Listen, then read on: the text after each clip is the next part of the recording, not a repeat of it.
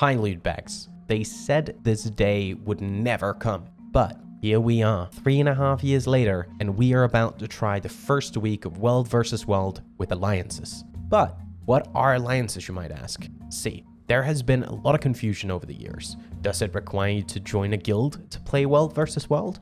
Are alliances the new servers? Let's see if I can shed some light on the topic. Before we dive into what alliances are and how they will work, let's have a brief history lesson. In the old system of World vs. World, your account is directly attached to a world. This was a choice you had to make back when you created your account. Over the years, mega servers were added to PvE and PvP, meaning that suddenly the world you were on only affected World vs. World. This is overall a bad system because you don't necessarily know what world to choose when you're a new player. Over the years, World vs. World population declined, as any MMO does after the initial rush of players. To ensure that there was enough activity in World vs. World, the developers added links. It was a system of linking together worlds into teams. Every second month, a relink would happen to ensure a constant shuffle of populations as players would move around over time, potentially making a single link more populated than it should be.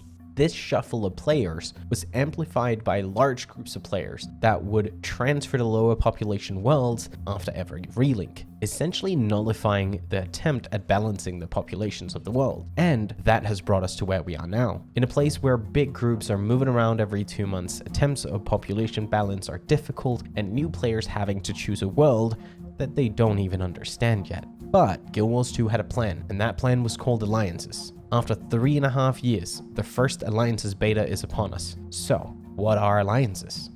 World restructuring is the Alliances system. It's a way of creating dynamic servers, or teams, as they will be called, every season. A season is a period of time in between each rebuild of the teams. There's no set time for a season yet, but the developers have said it can end up being up to around 8 weeks. Instead of you choosing a server to play on when you create a character, you will choose which other players you want to play with by designating one of your guilds as your World vs. World guild. Every player that has put your guild as their World vs. World guild will then end up on the same team. The alliances are a way for multiple guilds to organize together and say, we want to be on the same team next season. The current maximum for an alliance is 500 players, which is the same as a full guild. This could be subject to change in the future.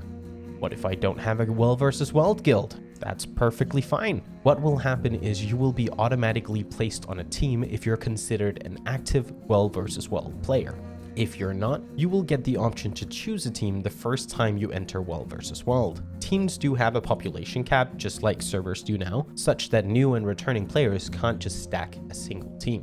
It should also be mentioned that any guild can be put as a World vs. World guild. So if you just want to be able to play World vs. World with your PvE friends on a semi-regular basis, you all just have to put your main guild as your World vs. World guild. So, how will teams work? Each team will be made up of multiple alliances, guilds, and individual players, and as previously mentioned, then the teams will be destroyed and recreated every time a new season starts. This is called matchmaking.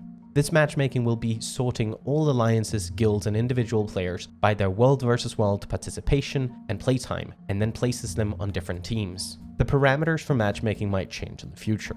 To better explain how the matchmaking will work when making the teams, I've come up with this analogy. Let's say there are 3 buckets, each of which is a team. These are all currently empty, and we want to fill these as evenly as possible. The first step will be to fill the buckets with the biggest pieces first, alliances and guilds. They can be the same size, remember? In this analogy, they're rocks. Starting with the biggest rock, then the rocks will be placed one after another in whatever bucket is the least full. This keeps going until there are no longer any rocks left. With alliances and guilds as evenly distributed as possible, it still leaves a lot of empty space between the rocks, which brings us to step 2. The second step is to repeat the process that was done with the rocks, but this time it'll be done with sand. These are individual active World vs. World players that are not part of a World vs. World guild. And because sand is smaller than rocks, they can fill out all the remaining space between the rocks, giving more granular control